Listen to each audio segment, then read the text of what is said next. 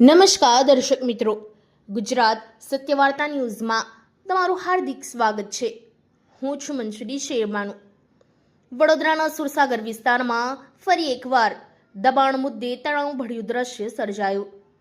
આજે ward number 13ની team દબાણ શાખા અને રાવપુરા પોલીસને સાથે રાખીને સુરસાગર વિસ્તારમાં પહોંચી હતી અને રોડ પર ઊભી રહેતી લારીઓને હટાવવા સૂચનાઓ આપવામાં આવી હતી। પાલિકાનું કહેવું છે કે રોડ પર લારીઓ ઊભી રાખતા સતત ટ્રાફિક જામની સ્થિતિ સર્જાઈ રહી છે અને વાહન ચાલકોને ભારે હાલાકી ભોગવવી પડે છે। બીજી તરફ લારી ધારકોમાં ભારે રોષ જોવા મળ્યો હતો। લારી સંચાલકોનું કહેવું છે કે તેઓએ આજના દિવસનો ખાવા પીવાનો સામાન અને માલ તૈયાર કરી દીધો છે, ત્યારે અચાનક લારીઓ હટાવવાની કાર્યવાહીથી તેમને આર્થિક નુકસાન વેઠવાનો વારો આવશે। કેટલાક લારી ધારકોએ આક્ષેપ કર્યો હતો કે મ્યુનિસિપલ કમિશનર તરફથી અગાઉ અહીં ઊભા રહેવાની બાંહેધરી આપવામાં આવી હતી। પરિસ્થિતિ ત્યારે વધુ ગરમાઈ ગઈ જ્યારે લારી ધારકોએ પાલિકાની ટીમ પાસે લેખિત આદેશ માંગ્યો હતો। લેખિતમાં ઓર્ડર રજૂ કરવાની માંગ સામે ટીમ ગૂંચવાઈ ગયાનું જોવા મળ્યું। લારી ધારકોએ સ્પષ્ટ શબ્દોમાં ચીમકી ઉચ્ચારી કે લેખિતમાં ઓર્ડર લાવો, નહીં તો અમે અહીં જ લારીઓ લગાવીશું। ઉલ્લેખનીય છે કે આગામી 2 દિવસમાં સ્વચ્છતા સર્વેક્ષણની ટીમ વડોદરા પધારવાની હોવાનું મનાઈ રહ્યું છે, જેને ધ્યાનમાં રાખીને શહેરના મુખ્ય વિસ્તારમાં દબાણ દૂર કરવાની અને સફાઈ સંબંધિત કાર્યવાહી તેજ કરવામાં આવી હોવાનું ચર્ચાઈ રહ્યું છે। ઘટના સ્થળે કેટલાક સ્થાનિક નાગરિકોએ પણ પોતાની પ્રતિક્રિયા આપી હતી।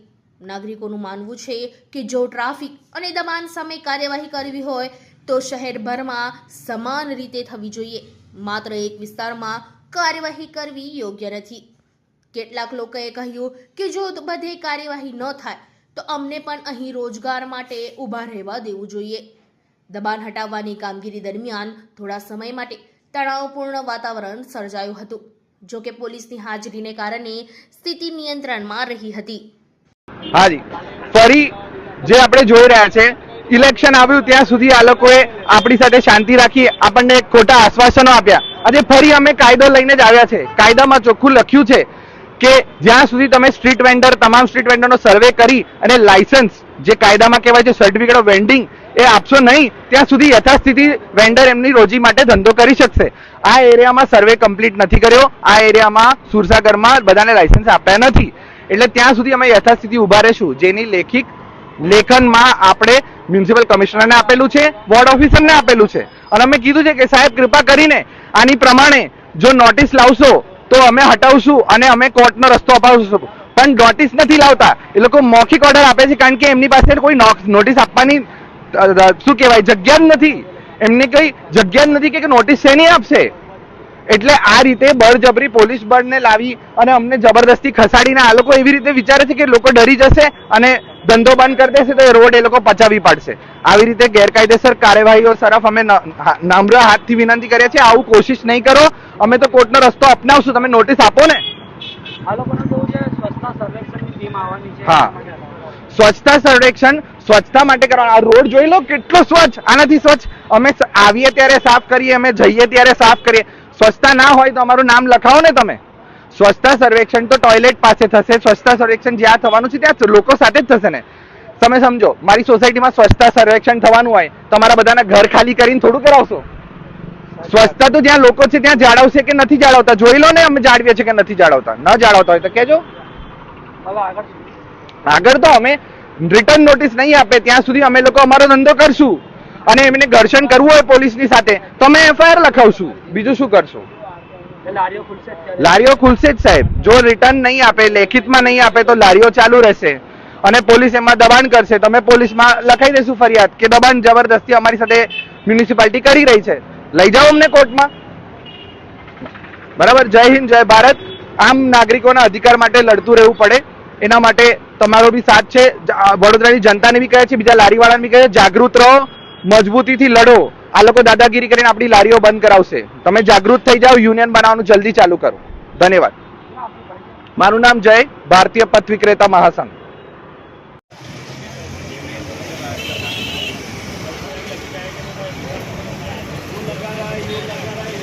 પૂછી લેજો કાલ આ લોકો તમને જે લેખિતમાં એવું કંઈ આપે કરેક્ટ મને આજે જે અમને બંધ કરાવે છે સર, આ આજનું નથી સર. જ્યારે મન ફાવે આવીને બંધ કરાવી દેવાની લારી પર. બાકી અમે તો કોઓપરેટ કરીએ છીએ. જેટલા પ્રોગ્રામ હતા અમે લોકો બંધ કર્યા છે બધા. વોર્ડ નંબર 13માં મ્યુઝિક કોલેજ સુરસાગર પાસેનો વિસ્તાર છે. ત્યાં મુખ્ય રોડ ઉપર ગાડીઓનું પાર્કિંગ થાય છે. પાર્કિંગની આગળ લોકો લારીઓ લગાવે છે અને લારીઓમાં જે લોકો આવે છે ગ્રાહકો, તે એની આગળ રોડ ઉપર પાર્કિંગ કરે છે, જેથી કરીને આખો રોડ બંધ થઈ જાય છે. ફક્ત એક જ લાઇન ચાલુ રહે છે અને વારંવાર ટ્રાફિકની સમસ્યા અહીંયા થાય છે. વિસ્તારમાં ઘણા લોકોની કમ્પ્લેન હોય છે. એના કારણે અહીંયા આગળ જાન્યુઆરી મહિનાથી આ જે લારીઓ રોડ ઉપર લઈને ઊભા રહે છે, આ લોકોને માર્કેટ બંધ કરાવવામાં આવ્યું હતું. હાલમાં ફરી વખત અહીંયા આગળ લારી ગલ્લા લગાડવાના ચાલુ કર્યા છે, જે આજરોજ વોર્ડ નંબર 13ના સ્ટાફ, દબાણ શાખા તેમજ રાવપુરા પોલીસ સ્ટેશનના સ્ટાફને સાથે રાખી અને તે લોકોને સૂચના આપીને અહીંયાથી દૂર કરવામાં આવેલ છે. અને હવે પછી અહીંયા આગળ ન લગાવે એ માટે એમ લોકોને સૂચના આપવામાં આવેલ છે.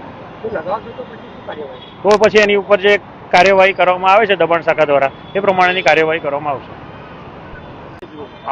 હું તો એ કહું છું કે એક ઠેકાણે ના કરો તો પછી બધે જ એક ઠેકાણે કરો. બધું તમને આના ઓબ્ઝર્વેશનમાં બધું રાખો. પછી કીર્તિ સ્તંભ પાસે બધું આખી બધી લારીઓ ઊભી રહેશે તો એનું શું કરવાના છે? પીનાની બધી એવું ના કહી શકું કે હું અધિકારી નથી શકતો. એ લોકો વિચારવાનું છે કે લોકોને તકલીફ થતી હોય છે તે પ્રમાણે વર્તે. ના થતી હોય તો એમને ધંધો કરવા દે. પણ બાકી ગંદવાળો થતો હોય એ થતો હોય તો એમના માટે તો એમને ચોક્કસ કરવું જ જોઈએ.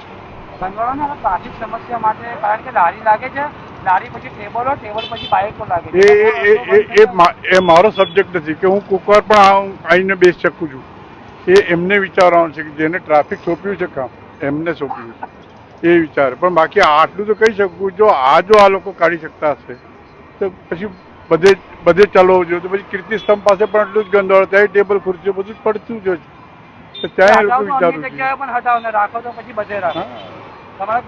હા, એવું રાખો તો પછી બધે રાખો ને તો પછી કાઢો બધું. શું નામ છે આપનું? મારું નામ જાદવ લખજો ને ખાલી. જાદવ કેવા? જાદવ. નામ નામ કેવું પડે ને મારે ઓફિસર. અચ્છા, જાદવ લખજો, શશિકાંત.